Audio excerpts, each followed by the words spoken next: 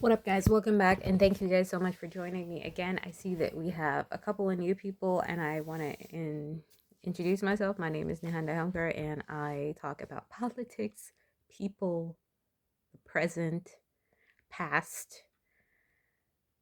I think I think we're gonna leave those P's and party politics, right? So I think I said politics already, but today we're going to continue on the conversation of being child free and these socioeconomic issues and repercussions of that, because that is one of the major major issues that I feel like is something that is a little bit of a disconnect for people in post-industrial countries, or let's say Western democratic countries. And I always find it extremely interesting because we tend to have a a big focus on the individual these days, and I feel like that is a great thing. Also, it is also a huge responsibility for each individual person to have a sense of responsibility to understanding how things work in a country economically. Do I feel like the people in this day and age, from my generation, understand how economies work at a micro and macro level? I'm going to be quite honest and say, no, I don't think that people understand that. And when I listen to people online who talk, and we exist in a vacuum on the internet. I don't know exactly if people really feel this way or if it's just my algorithm playing tricks on me. But when I hear people who are specifically staring away from having children because of economic reasons, I'm a little bit concerned about how competent people have become, especially in this day and age when people are making way more money. And I do understand that we do live in a time where there is recession in terms of like the housing market and stuff like that.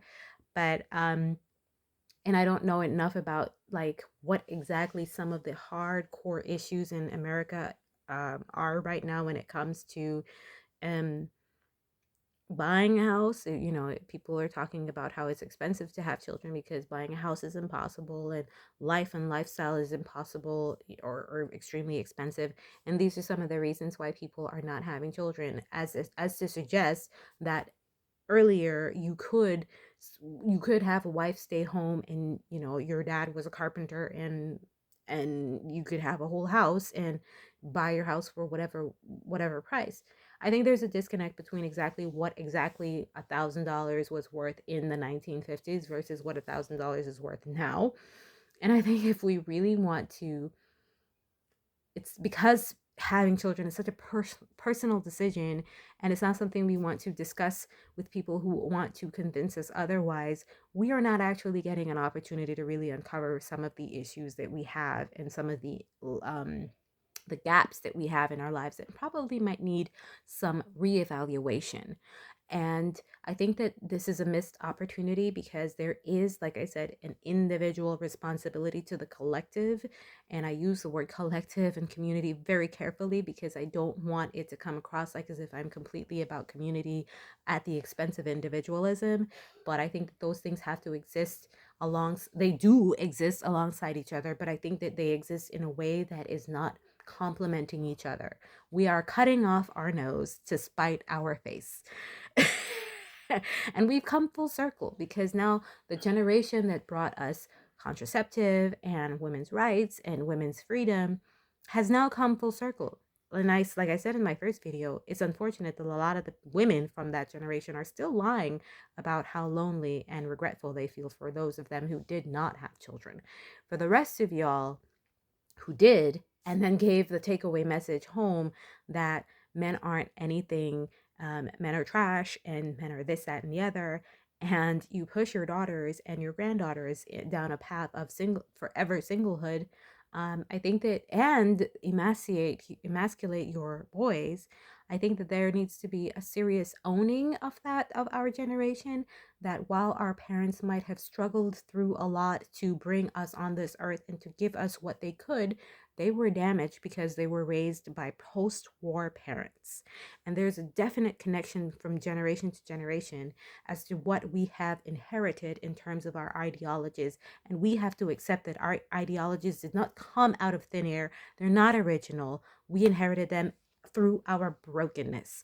And in that level of brokenness, it is not an excuse to go against your natural born desire. And I'm going to be very bold in saying that everyone with the few exceptions, I mean, there are so few exceptions to this that I would arguably say that half of the people that say that they don't want to have children are just making excuses because they're afraid. They're afraid to confront certain elements of themselves that will have to deal with that brokenness. And I'm not saying this with any judgment. We've all been there. I think when I was 19 and didn't know anything, I was also there.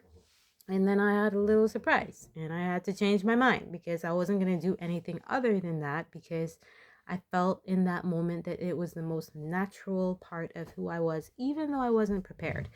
Now that I'm a mother of two, I feel like it is not something that you can easily say you will be prepared, more prepared when you're older or more financially competent or whatever. You're never ready because you're talking about the creation of life. And if you look at your own life and see how individual you are and how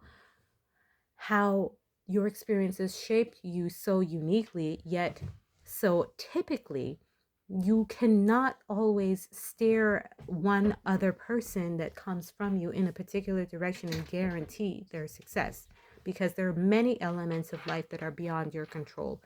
And I think that this is something that we who are talking about child free being the way to be are really needing to explore exactly what exactly that means, and be sure that we're not doing it out of a sense of brokenness or a sense of feeling like we needed to have someone else support us, which we do. I'm going to go out and say that we do. And that was the only thing that the boomers had over us, is that, no, despite all of their brokenness and despite all of their trials and tribulations, they had a harder and more wider support group that helped them raise us. And we don't have that. We can create that, and a lot of us create that. And I think that more of us need to create that and accept and acknowledge that it's something that is pivotal to our overall health and abilities, not just to being a parent, but our overall health and abilities. The second thing that I want to talk about, unfortunately, I wanted to keep this video at 10 minutes, but economic empowerment and understanding is also something that we did not learn. This is information that is mostly, for the most part, as a collective in societies, especially in America, that runs on debt. And this is no criticism to America, but not we, y'all, for the most part, are financially incompetent. Now, Germany does not necessarily have the same history and background. People here work hard. They just wanted to live their lives and have a good time. And their, children and parenting was just always seen as a duty. And the less children you have, the less duty you had. And so that was just 1 + 1 = 2. So there's a negative correlation from from our parents that we have inherited, when it comes to raising children, that we need to be freed from, irregardless of what we decide after that. But I feel like the more I listen to people from my generation talk about not wanting to have children, the more I feel like they directly equate children with hardship. And that is just simply not the case. There's something wrong with you if you feel like that. And if it means, because I hear a lot of people talk about getting financially stable and getting financially competent, if it means that you equate children with not having a level of financial competency, listen, a lot of us have kids without that financial competency. A lot of us don't know how to be financially competent. A lot of us are making lots of money, but we're still spending a lot of money. And I am no different. But I am not, and I'm not saying that, oh, Nihanda, so you mean that I should raise my child in poverty? A lot of us were raised in poverty and turned out fine, turned out happy, turned out, we had an opportunity to not mask our happiness or buy our happiness. We had to be creative about it. And I think that that can be a beautiful thing.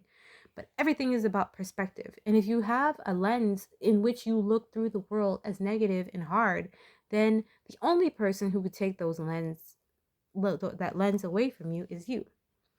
And it's going to be difficult and challenging, but I'm going to ask you to really search within yourself as to where you got those ideologies from about being child free, And please reevaluate, question, and challenge them to see if there is really some high level of brokenness within yourself that is letting you feel this way. Next up, we're going to be discussing some of the some of the financial realizations as it comes to parenting and just adulting on a whole. A lot of us don't understand and don't know it, but we live in a time and a generation when where we are able to solve that issue. But for most of us, there's a lot of emotion and hurt attached to money issues.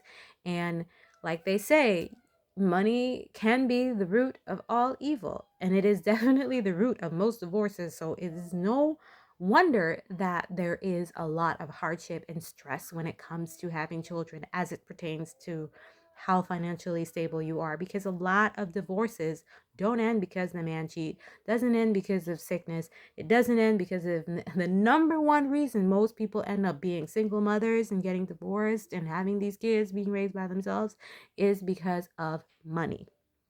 So that shows me that we have a lot to unpack when it comes to the value systems that we attach to money as it pertains to our overall well-being and happiness and our parenting style.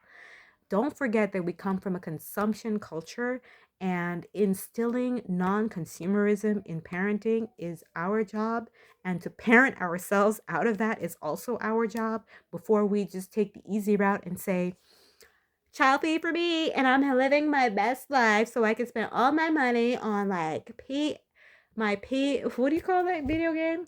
All right, guys, we're going to end this right here because I've already gone 2 minutes over. Please stay safe and stay free, and I'll check you in the next one.